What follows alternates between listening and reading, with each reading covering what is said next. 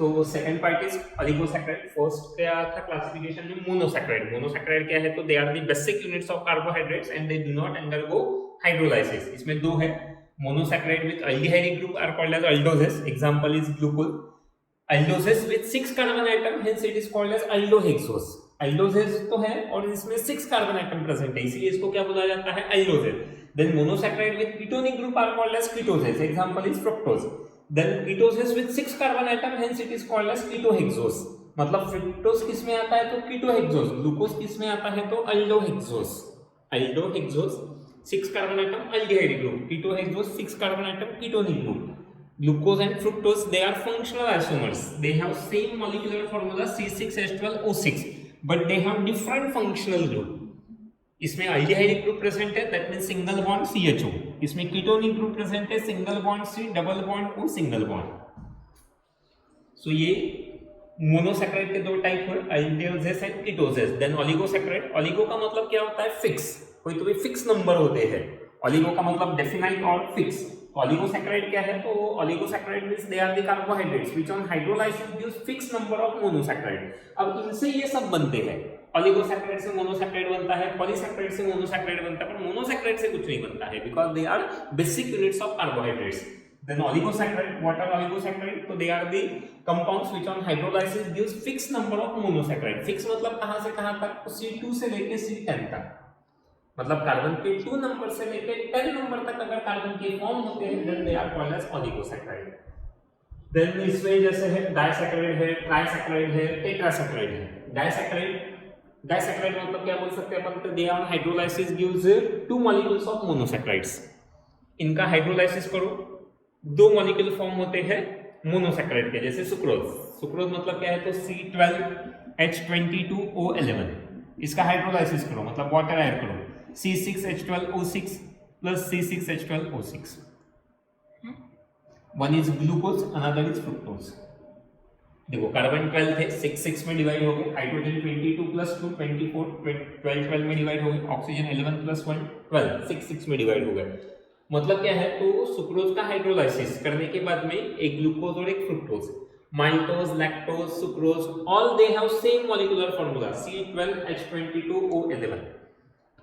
पर सुक्रोज का हाइड्रोलाइसिस करने के बाद में ग्लूकोज फ्रुक्टोज बनते, माइल्टोज का हाइड्रोलाइसिस करने के बाद में दोनों ग्लूकोज बनते, और लैक्टोज का हाइड्रोलाइसिस करने के बाद में एक ग्लूकोज और एक गैलेक्टोज बनता है. Then trisaccharide, they are the compounds which on hydrolysis gives 3 molecules of monosaccharides. इसका हाइड्रोलाइसिस होने के बाद में 3 मॉलिक्यूल बनते हैं. डाइसैकेराइड में मोनोसैकेराइड के 2 बने, अब ट्राइसैकेराइड में मोनोसैकेराइड के 3 बनते हैं. Example is raffinose. Which one? Raffinose. C18H32O16 plus H2, C6H12O6 plus C6H12O6 plus C6H12O6. One is glucose, another is fructose, and next one is galactose. अभी 18 है, 6 में डिवाइड हो गए. 32 इधर 2 लगते हैं water molecule. 32 plus 4 that means 36. 12. Then oxygen 16 plus 2 18. 6 12 6 18. मतलब क्या है तो रेफिनोज का फॉर्मूला क्या है तो C18H32O16 and it gives 3 molecules of monosaccharide on hydrolysis. It gives glucose, fructose and galactose. Then last part of oligosaccharide is a tetrasaccharide. What are tetrasaccharide? So tetrasaccharide they on hydrolysis gives 4 molecules of monosaccharide. अब 2 हुए, 3 हुए, अभी कितने बनेंगे 4. Example is statues. C24H42O21. This is formula of statues. C24H42O21. इसका अगर hydrolysis करते हैं C24H42O21 प्लस अब H2 इसमें कितने लगेंगे तो 3. जैसे इधर अपन ने 1 वाटर मॉलिक्यूल ऐड किया, इधर 2 ऐड किए, इधर 3 वाटर मॉलिक्यूल अगर करते हैं तो C6H12O6 plus C6H12O6 plus C6H12O6 2.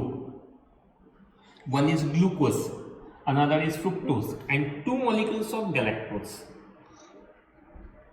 मतलब 4 बने, 4 में से 1 glucose, 1 fructose and 2 molecules of galactose. तो ये था टेट्रासैकराइड। The last classification of carbohydrate is polysaccharide. Name itself indicates poly. Poly means many. Polysaccharide. They are the carbohydrates which on hydrolysis gives a number of monosaccharide, indefinite molecules of monosaccharide. इनका hydrolysis करो कोई fix number नहीं है, indefinite molecules form होते हैं। For example starch, cellulose, glycogen, dextrin etcetera. Same formula, they all of them having same formula, C6H12O6. C6H12O5 by N plus N number of H2, water का N number डाल दो, C6H12O6 कितने number तो N, carbon 6 है, C6 sorry here see here C6H10O5, C6H10O5, C6H12O5 रैमनोज का था वो, ये वाला C6H10O5 by N plus NH2O. So C6H10 plus 2 12, oxygen 5 plus 1 6, N number, N मतलब क्या तो indefinite molecules of monosaccharide। जैसे स्टार्च का हाइड्रोलाइसिस करो, N number of glucose are obtained, indefinite molecules of glucose। So this is about the classification of carbohydrate। So today we have seen biomolecule, we have started new lesson biomolecules। biomolecules क्या है तो they are the bodies of living organisms contain number of different molecules and they take part in the physiological process। इसमें फिर carbohydrate, protein, fats, lipid, nucleic acid ये सब है। उसमें carbohydrate जिसको डिफाइन किया, they are the polyhydroxy aldehydes और polyhydroxy ketones which on hydrolysis gives same compound. इनका formula generally C6CHH2O by Y। Then classification 3 type में, mono, oligo, poly. Mono basic units which do not undergo hydrolysis, aldoses, ketoses, glucose, fructose। oligosaccharide, they on hydrolysis gives fixed number of monosaccharide। फिर इसके die, try, tetra. Die मतलब 2 molecule form होंगे, try मतलब 3 form होंगे, tetra मतलब 4 molecule form होंगे monosaccharide के। Last polysaccharide, they on hydrolysis gives indefinite molecules of monosaccharide। starch, cellulose, dextrin, they are the examples। So we will stop here। Thank you very much।